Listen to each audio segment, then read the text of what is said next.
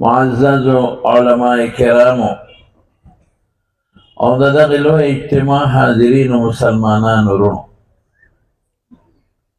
یو وارې بیا د دغه مدرسه جامع عبدالله ابن مسعود د ګڼو شمېرو واړو بچیانو دستاربندي ده چې هغې کې حافظان هم دي، تجوید والا هم دي او ناظرې والا.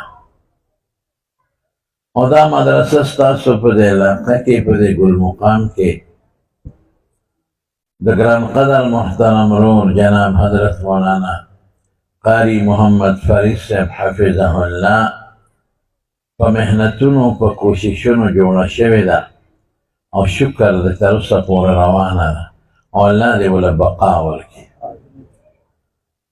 یو وخت کې دلته زه راغلی وم او موږ د دې مدرسې افتتاح کړی، د دې تیږه مې ښودې وه او یو وخت کې اوس دا تاسو وینئ چې څومره ښکلې غټه مدرسه ده او تقریبا د درس نظامي د فنونو علوم عالیه چې ورته وایي د هغې قسم خدمت هم پکې کېږي. لومبۍ چې زه د چکدارۍ ته راغلی یم، د ګل مقام ته راغلی یم، دا د ډېرې زمانې خبره ده، ډېره پخوانۍ خبره ده، 25 کاله نه مخکنۍ ده. او مردان مولوي صاحب د خدای په قبر انوار نازل کړي، یو ډېر نیک انسان هغه راوستی او ما پسې کلي ته راغلی او زما د ترجمې ختم دی راځي او زه راغلی او یاد مې دي د اخري 3 سورتونو ترجمه مې کړې. بیا راپسې رابطه وکړه، بیا زه چې ته روان وم بیا یې ویې راځئ به بیا، خو ډېر مې خوښ و. مردان مولوي صاحب ډېر نیک سړی و.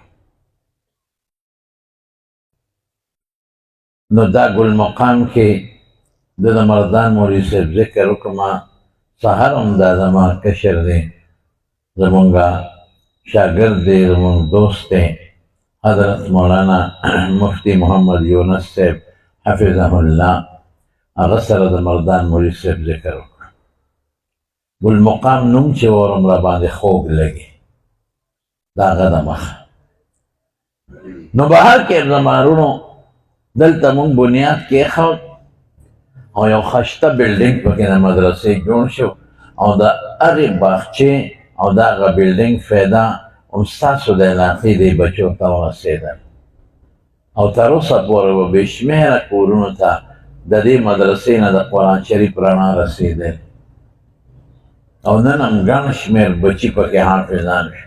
زما وروڼو چې کوم دی د دین مدرسه یي، قسم دی دا ټول علاقه پرې روښانه یي او دا مدرسه د دې علاقې د خلکو دپاره د ډېر لوی برکت ذریعه ده. ګوره د دین په مدرسه خوشحاله شي. د دین مدرسه کې څه کېږي؟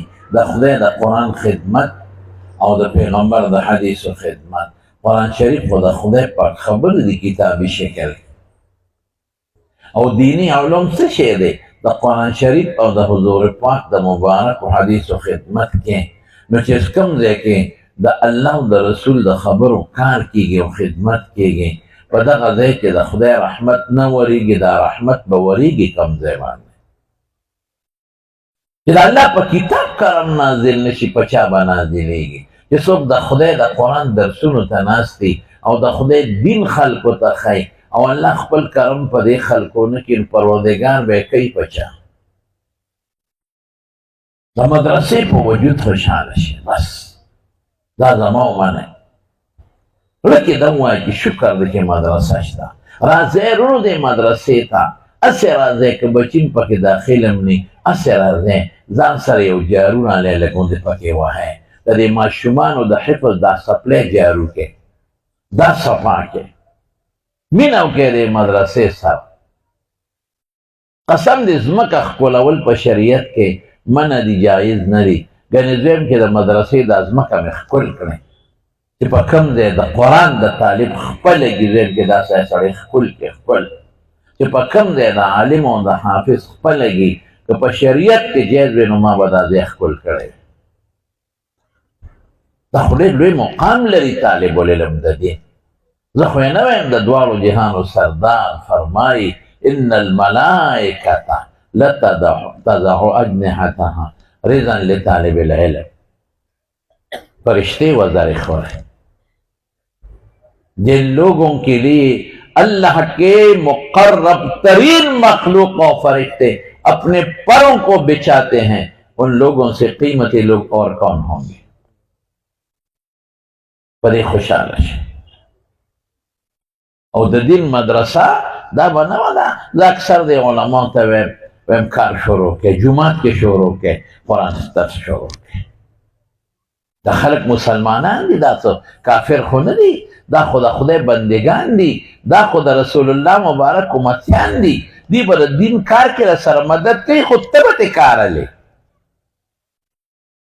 ته کار شروع که، مدرسه شروع که. ډېر ویره چې دا به څوک څه چل به کېږي او مدرسه به جوړه شي او که نه ابادي او امداد به خلک کوي که نه کوي. ته په هندوستان کې جوړی شي، پاکستان کې جوړی، د مسلمانانو په وطن کې دا قوم نه پوهېږي. شکر دی دا پوهېږي. دا ټولې مدرسې هم دا قوم چلی، دا ټولې مدرسې هم د مسلمانانو جوړې کړې دي. او د چا د وسه به 10 روپۍ کېږي او د چا د وسه به 100 روپۍ کېږي، د چا د وسه به 1000 کېږي، د چا د وسه به 100 روپۍ کېږي. دا جوماتونه، دا مدرسې، دا ټول د مسلمانانو هم تاسو جوړ کړي دي. والله چې تاسو موږ سره امداد ونه کړئ که موږ ټک کولی شو. خو د علماو برکت به منئ. عالم را مخکې چې جومات جوړو نو خلک روچت کړي، عالم را مخکې چې مدرسه جوړو نو خلک روچت. او بل به که خیر وي مولانا صاحب، دا زما ډېر خوښ دی، ښه انسان دی، صالح نیک انسان دی. د سره به تعاون کوي په دې مدرسه، له د اخلاص نه تعاون به کوي. او دلته لږ ځای دی، د ده ورسره اراده ده د جومات دپاره چې دا ځای وانه مدرسې سره شاته دی، دې کې ورسره له د اخلاص نه کومک وکړي، له د اخلاص نه ورسره مدد وکړي.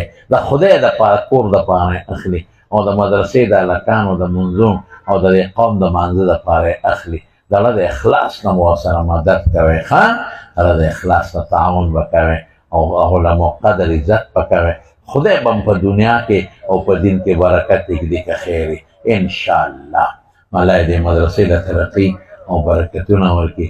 مولانا صاحب قاري محمد فرید صاحب په عمر کې د الله برکت واچي او چې چا ورسره اوسه پورې مدد کړی الله دې وله خیر وکړي. او چې دا څومره مسلمان کله مې درنه ډېر زیات خوشحاله یم ځکه په ډېر شوق تاسو راغلی او د دې حافظانو د قرآن د دې خو د حافظانو ناظرین والا سره په دې میدان کې ځان شریک کړه.